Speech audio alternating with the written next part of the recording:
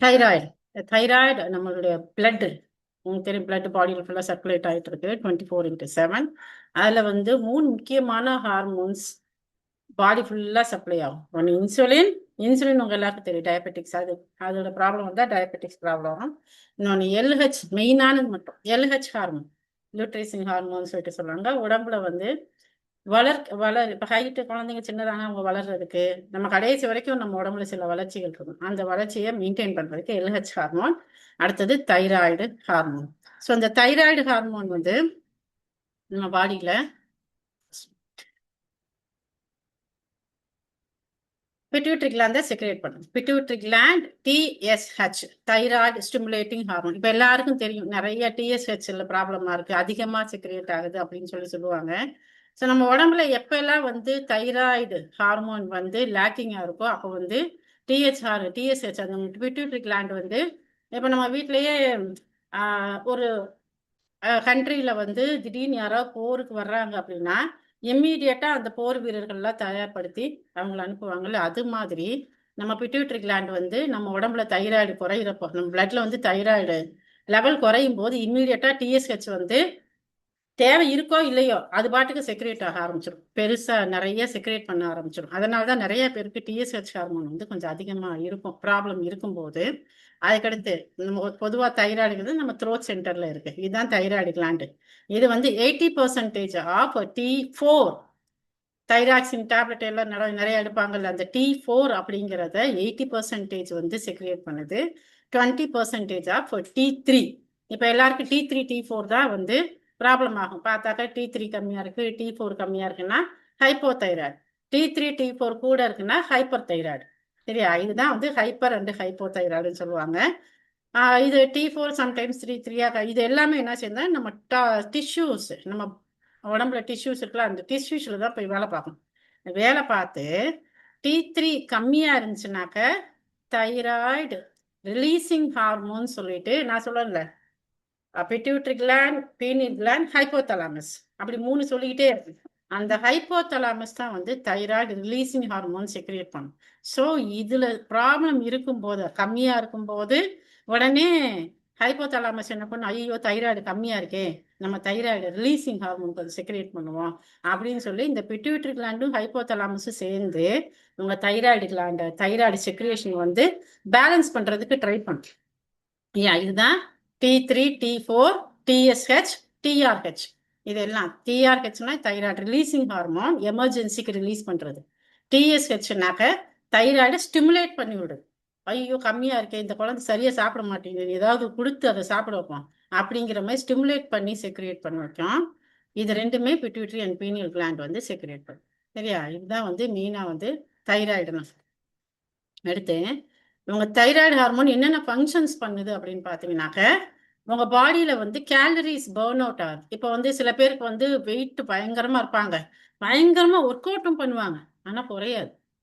ஏன் குறையாதுன்னா உங்களுக்கு thyroid problem இருக்கிறதுக்கு வாய்ப்பு. தைராய்டு ப்ராப்ளம் இருந்தால் வெயிட்டு அவ்வளோ சீக்கிரத்துல குறையாது. ஏன் அப்படின்னு சொல்லிட்டு எல்லாம் பார்த்து வெயிட் டயட்ல இருப்பாங்க, அது பண்ணுவாங்க இது பண்ணுவாங்க. Thyroid imbalancing of thyroid, either hypo or hyper, இது ரெண்டுல ஏதாவது ஒன்று இருக்கும். இன்னொன்று ஹாஷிமோட்டோ தைராய்டுன்னு, அதையும் நான் சொல்றேன். சம்டைம்ஸ் அடுத்து வந்து ஃபாலிகுல் அண்ட் எம்ப்ரியோ டெவலப்மெண்ட், நம்மளுடைய பீரியட் சைக்கிள், அந்த சைக்கிள்ல வந்து ஃபாலிகுல் உற்பத்தி ஆகிறது, எம்ப்ரியோ உற்பத்தி ஆகிறது, அதோட டெவலப்மெண்ட் ஆகிறது. இது டெவலப் ஆகி கரெக்டா ரப்சர் ஆனாதான் உங்களுக்கு பீரியட் சைக்கிள் சரியா வரும். குழந்தை பிறக்கிறதும் கரெக்டா இருக்கும். சரியா? அந்த ப்ராசஸையும் இதுதான் பண்ணுது. Rising or lowering body temperature. Sometimes பயங்கர ஹை டெம்பரேச்சருக்கும் பால்பிட்டேஷன் அதிகமா இருக்கும். சில பேருக்கு தைராய்டு இம்பேலன்ஸ் இருந்தாக்க நெஞ்சு படப்படன்னு துடிச்சிட்டே இருக்குங்கன்னு சொல்லுவாங்க. சில பேருக்கு லோ டெம்பரேச்சர் இருக்கும். லோ டெம்பரேச்சர் அவங்க எப்பவுமே கொஞ்சம் டல்லாவே தான் இருப்பாங்க. ஸோ அதையும் தைராய்டு தான் பார்க்குது. ஓகே. அடுத்து the process of digestive system, rate of which food move through the digestive system. எந்த ஃபுட்டை வந்து நம்ம டைஜஸ்டிவ் சிஸ்டம் அக்செப்ட் பண்ணிக்குது அப்படிங்கிறதையும் இந்த தைராய்டு, சிலது டைஜஷன் ஆகாது, சிலது வந்து ஈஸியா டைஜஷன் ஆகிடும். இந்த மாதிரி நம்ம உடம்புல சில ப்ராசஸ் நடக்கும். ஈவன் டைஜஸ்டிவ் சிஸ்டத்துலயும் உங்க தைராய்டு ஹார்மோன் போய் வேலை பார்க்கும். And fetal brain development. கன்சீவாக இருக்கிறவங்களுக்கு பார்த்தீங்கன்னா ஜெஸ்டேஷனல் தைராய்டு வரும்.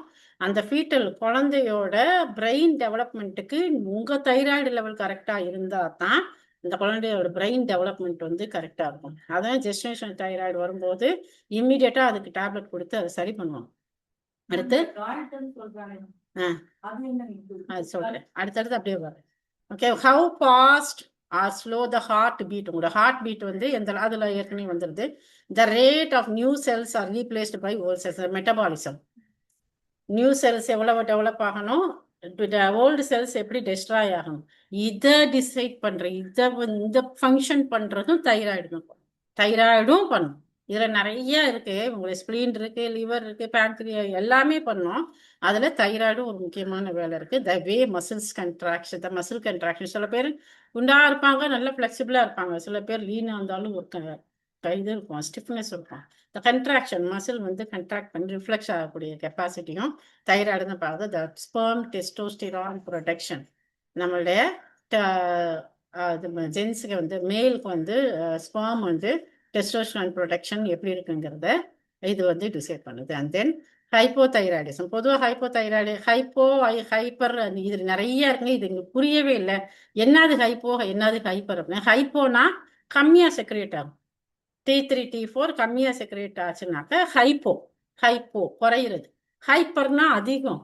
இது ரெண்டும் அதிகமாக செக்ரேட். இப்போ ஹைப்போ தைராய்டு உங்களுக்கு வந்துச்சுன்னா என்ன ஆகுனா, உங்களுக்கு கோல்டு குளிர் தாங்காது உடம்பு. ரொம்ப சில்லு, கொஞ்சம் சில்லுன்னு இருந்தாலே அவங்கள டக்குன்னு எடுத்து போத்திக்குவாங்க, குளிர் நடுங்கிட்டு இருப்பாங்க. டிக்ரீஸ்டு ஸ்வெட்டிங்கே ஆகாது உடம்புல. எவ்வளோதான் ஒர்க் அவுட் பண்ணீங்கனாலும், சும்மா வீட்டில் இருந்தாலும் ஸ்வெட்டிங் ஆகாது, வெயிட் அதிகமாகிட்டே போகும். ஸ்வெட்டிங் ஆகாதப்போ ஃபேட்டு பாடியில் இன்க்ரீஸ் ஆகும், அப்போ வெயிட் கெயின் ஆகும். கான்ஸ்டிபேஷன், அகெயின் பாடியில் ஹீட் கம்மியாக இருக்கனால கான்ஸ்டிபேஷன் இருக்கும். Depression R irritability. எப்போ பார்த்தாலும் ஒரு டிப்ரெஷனில் ஒரு இரிட்டபிளாக யார் பார்த்தாலும் இருந்து விழுந்துட்டு இருப்பாங்க. Irregular and heavy period. Sometimes வராது, சில நேரம் ரொம்ப அதிகமாக வரும் பீரியட்ஸு. Slow heart rate. ஹைப்போவாக இருந்தால் ஹார்ட் ரேட் கம்மியாகும், மூச்சு விடுற கெப்பாசிட்டி குறையும். உங்களுக்கே சில நேரம் மூச்சு விடுறோமா இல்லையாங்கிறது மறந்துடும். நீங்கள் கவனித்து பார்த்தீங்கன்னா தெரியும், ரொம்ப நேரம் மூச்சே இல்லையா அப்படின்னு நீங்கள் நினைக்கிற அளவுக்கு. ஏன்னா I was affected by hypothyroid. எனக்கு வந்து யூட்ரஸில் சிஸ்ட் இருந்தப்போ எனக்கு ஹைப்போதைராய்டு இருந்துச்சு. நான் அப்போ இதெல்லாம் ஃபீல் பண்ணிப்பேன். பிரிட்டில் நெயில்ஸ், நெகம் உடையும். Muscles R joint pain. Muscle pain இருக்கும், ஜாயிண்ட் பெயின் என்னன்னே தெரியாது இருக்கும். பஃபி ஃபேஸ் வந்து ஊதுன மாதிரி. இது எல்லாமே hypothyroid. Hyper thyroid weight loss ஆகின்ற ரெண்டுமே இருக்கும். ஷார்ட் அண்ட் லைட் பீரியட்ஸ் கொஞ்சமாக இருக்கும், கம்மியாக இருக்கும். பீரியட்ஸ் அதிகமாக வராது. இன்க்ரீஸ்டு ஸ்வெட்டிங், அதிகமாக ஸ்வெட் ஆகும். பஃபி ஆர் பல்ஜிங் ஐஸ், கண்ணுக்கு கீழே சில பேருக்கு அப்படியே பல்ஜ் ஆகிருக்கும் பார்த்தீங்களா, அதுவும் அதோட heat intolerance. Hypothyroidism cold intolerance. Hyper thyroidism ஹீட்டை பொறுக்க மாட்டாங்க. Nail thickening and flaking. அதில் வந்து ஃப்ளேக் மாதிரி ஏதாவது ஒட்டி இருக்கும், சம்டைம்ஸ் அந்த வெள்ளை கலர்ல இருக்கும், திக்காயிடும். Nervousness and anxiety. இதில் வந்து உங்களுக்கு டிப்ரெஷன் அண்ட் இரிட்டபிலிட்டி இருக்கும். ரொம்ப நர்வஸாக இருப்பாங்க, ஒரு ஆங்ஸைட்டியோடு இருப்பாங்க. டயரியா இருக்கும். இவங்க வந்து கான்ஸ்டிபேஷன் இருக்கும், ஸ்டூல்ஸ் பாஸ் பண்ணுறது கஷ்டமாக இருக்கும். இது வந்து ஹைப்பர் தைராய்டிசம் டயரியா இருக்கும். Muscle weakness. இது வந்து மசில் வீக்னஸ். இது ரெண்டுக்குமே காமனாக என்ன இருக்குன்னா, ஃபெட்டிக், ஒரு மயக்கமாக இருக்கும். இன்சோம்னியா, தூக்கம் வராது. Hair loss. இது மூணு வந்து ஹைப்போலையும் இருக்கும், ஹைப்பர்லையும் இருக்கும். இப்போ புரியுதா டிஃபரன்ஸ்? இந்த what is hypo and what is hyper, and then what is இது ஹாஷிமோட்டோ தைராய்டு. இது ஒரு டிஃப்ரெண்ட்டான இது. நாங்கள் ரீசெண்டாக ஒருத்தவங்களுக்கு கண்டுபிடிச்சு ஒரு பெரிய ப்ராப்ளத்துலேருந்து நாங்கள் வெளியே கொண்டு வந்தோம். ஹாஷிமோட்டோங்கிற ஒரு ஆட்டோ இம்யூன் டிசார்டர். இது வந்து மெயினாக வந்து லேடிஸ்க்கு தான் வரும். இந்த ஹாஷிமோட்டோ தைராய்டில் வந்து உங்களுக்கு பார்த்தீங்கன்னா constipation, excess or prolonged menstrual bleeding, அதிகமாக ப்ளீடிங் ஆகிட்டே இருக்கும். பேல் ட்ரை ஸ்கின் வந்து ரொம்ப ட்ரை ஆகிடும். ஒரு வயதான தோற்றத்தில் இருப்பாங்க. என்லார்ஜ்மெண்ட் ஆஃப் டங்கு கொஞ்சம் நீளமாக. சரியா? இதெல்லாம் வந்து பாருங்க, உங்களை நீங்க மானிட்டர் பண்ணிருக்காருன்னு ஒரு அதெல்லாம் உங்களுக்குலாம் இருக்காது, பயப்படுங்க. மசில் ஏக்ஸ், அன்வான்ட், அதாவது unreasonable muscle aches, weakness, tenderness. சில இடத்துல வந்து ஒரு டெண்டரா இருக்கும், அது அந்த இடம் சூடா இருக்கும், ஒரு மாதிரி ஸ்கின் வந்து ஒரு மாதிரி பிங்க் கலர்ல இருக்கும். எதனால அடிபட்டிருக்கலாம் மாட்டாது, பட் ஆனால் இருக்கும். அண்ட் ஸ்டிஃப்னஸ் இருக்கும். அண்ட் மெமரி லேப்ஸ் ஆகும், டிப்ரெஷன் ஆகும். ஓகே. காய்டர், பஃபி ஃபேஸில் வந்து ஒரு பஃபினஸ், அந்த பிரிட்டில்னஸ் அண்ட் ஹேர் லாஸு. தொண்டையில் வந்து ஒரு கட்டி மாதிரி இருக்கும். ஜாயிண்ட் பெயின் அண்ட் ஸ்டிஃப்னஸ் இருக்கும். அதே மாதிரி நிறைய பேர் தைராய்டு கிளாண்டு, ரொம்ப ரொம்ப தைராய்டு கிளாண்டை எடுத்தவங்களும் நல்லா தான் இருக்காங்க. ப்ராப்ளம் வந்துச்சுன்னா தைராய்டு கிளாண்டை பொசுக்கி தான் எடுக்க முடியும். அதை இது பண்ணி பேர்ன் பண்ணிடுவாங்க. பேர்ன் பண்ணி எடுத்துருவாங்க.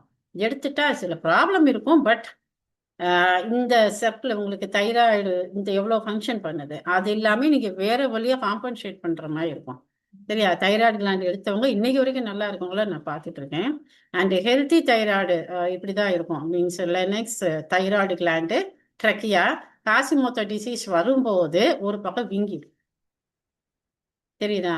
ஹாஷிமோட்டோ டிசீஸ் வரும்போது sluggishness, unexplained weight gain, increased sensitivity to cold. கோல்டுக்கு சென்சிட்டிவிட்டி, அதாவது ஹைப்போதைராய்டு மாதிரி சிம்டம்ஸ் இதில் இருக்கும். ஸோ இதெல்லாம் வந்து ஹாஷிமோட்டோ தைராய்டு. ஹாஷிமோட்டோ தைராய்டில் நாங்கள் எக்ஸ்பீரியன்ஸ் பண்ண இன்னொரு விஷயம் என்னன்னாக்க, ஒரு ஹார்ட் அட்டாக் என்னென்ன சிம்டம்ஸ் இருக்கும், அந்த எல்லா சிம்டம்ஸுமே ஹாஷிமோட்டோ தைராய்டு. சரியா? இது எல்லாமே தான் வந்து தைராய்டு கிளாண்டோட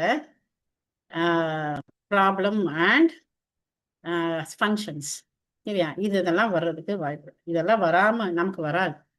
சரியா? நம்ம எல்லா ப்ரோசஸுமே அதுக்குரிய ப்ரோசஸ் எல்லாமே நம்ம பண்ணிட்டு இருக்கோம்.